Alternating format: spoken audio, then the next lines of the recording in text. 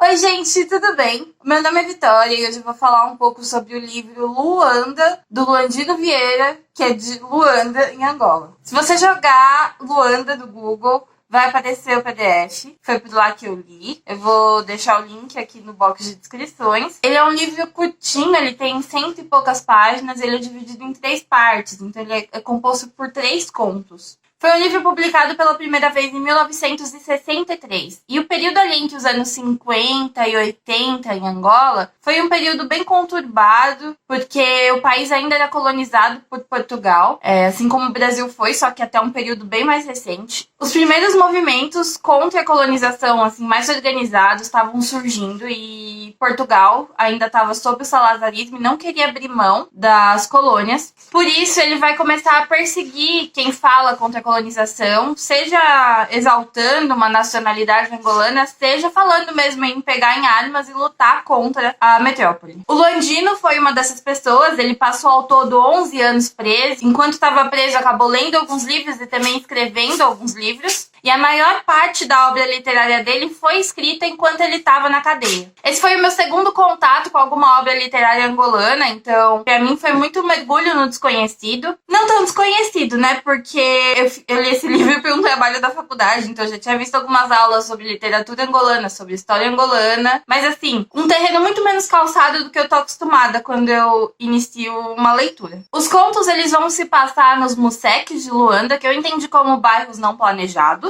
em que as classes mais populares vivem, com pouco saneamento básico, com pouca infraestrutura. Então, no meu coração, o Museque é o equivalente social da favela do Cortiço. Em 2 dos contos, tem a presença de um terrorista que tá preso, e aí de uma família que tá tentando se virar ali sem a presença dessa figura masculina, provedora. No conto que sobra, tem o cenário já é a própria cadeia e ele vai tratar de desafetos e relações entre alguns delinquentes. Que é muito interessante que essa questão da cadeia, ela vai aparecer em todos os contos, né? O autor, ele estava preso e ele também queria retratar uma realidade bem violenta. Os contos, eles têm o intuito de mostrar uma Luanda colonizada para fora de Luanda. Porque a intenção do Luandino era de que esse livro fizesse sucesso fora do país. Então eles vão mostrar, os contos, né? Eles vão mostrar a desigualdade social, eles vão mostrar uma realidade violenta, eles vão mostrar muita fome, eles vão mostrar também alguns complexos internos das pessoas colonizadas. Então, assim, o desespero com a falta de trabalho, ou como construir uma família no meio da miséria.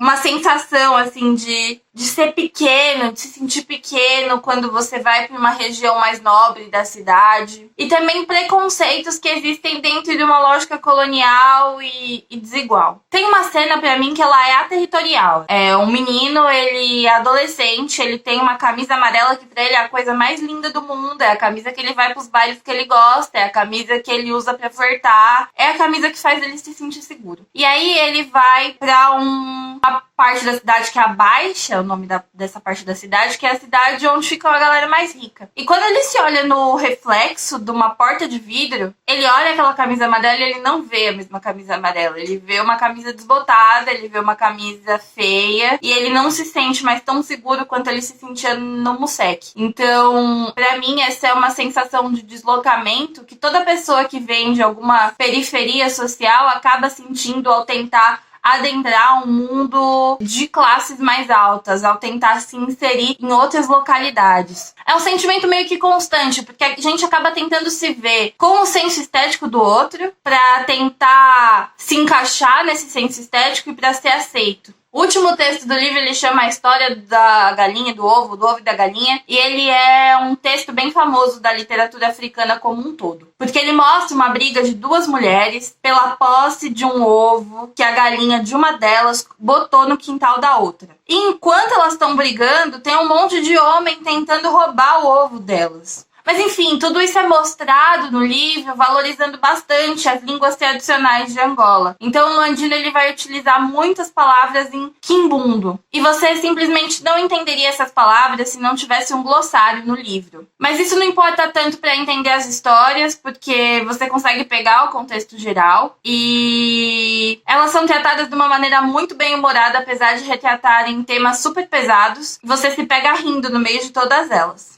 Acho que é isso que dá pra falar sem estragar a leitura do livro. Fazia um tempo que eu não lia contos, eu confesso que pra mim é um pouco difícil ler contos, porque eles são fragmentados, né? Eles não te entregam todo o contexto, toda a história, igual, por exemplo, um romance vai fazer. E quando o conto, ele parte, além de tudo, de um background cultural que eu não tenho, que eu não domino, fica bem mais difícil pra conseguir entrar, mergulhar na história. E no caso desse livro, o livro não me dá nem a língua por completo, né? Porque ele tem uma mistura de duas línguas, então acaba sendo um desafio maior. Mas foi uma experiência interessante, exatamente de tentar traçar paralelos e tentar traçar divergências entre a realidade de dois países colonizados, né? Que seria o Brasil e Angola, e de como é impactante a experiência de uma colonização tão recente, porque Angola só ficou independente em 1975. Bom, lendo esse livro, eu percebi que ao todo eu li só 5 livros vindos do continente africano, de tudo que eu li na minha vida.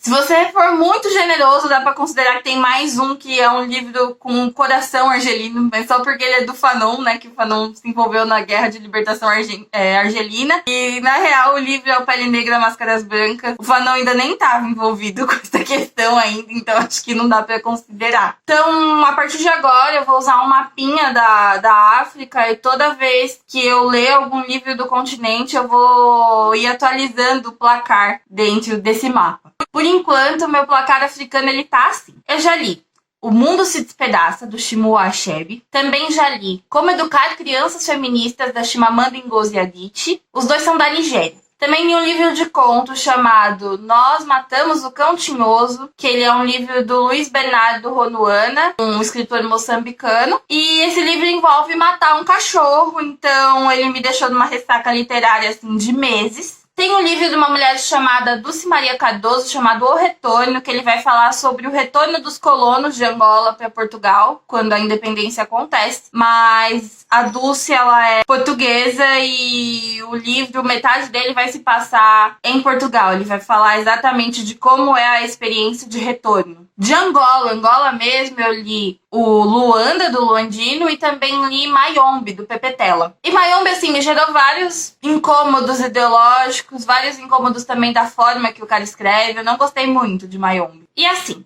por mais legítimos que esses autores sejam, por mais verdadeiros que sejam os compromissos deles com o continente, com o país em que eles vivem, eles participaram de movimentos super necessários, super importantes para a história de Angola. Eles ajudaram a independência, ajudaram a reconstrução do país depois da independência.